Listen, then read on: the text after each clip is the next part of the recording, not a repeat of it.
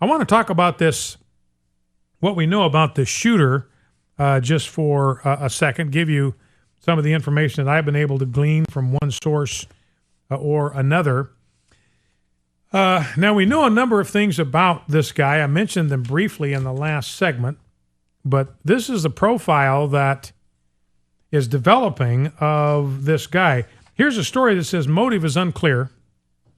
Colorado Springs police Sunday refused to release any information on the motive for the shooting spree at a Planned Parenthood clinic as the accused shooter prepared for his initial appearance in state court, which is today.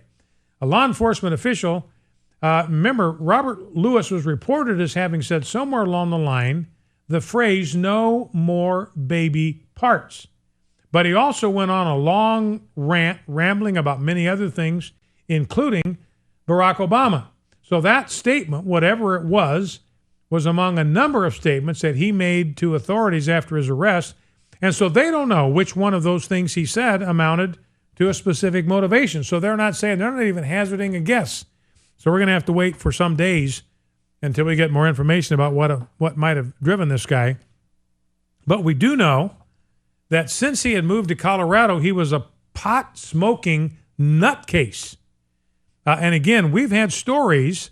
I mean, people laugh about this when you talk about people getting doped up or tanked up or high on pot and going off and doing brutal things.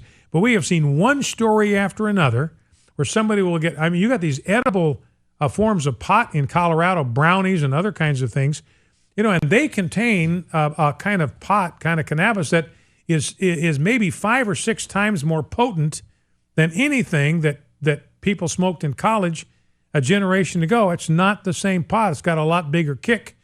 And people eating these edibles, it tastes good. They'll eat one. They don't get any effect of it. They don't feel it, so they have another one. Still don't get any effect, so they have a third one.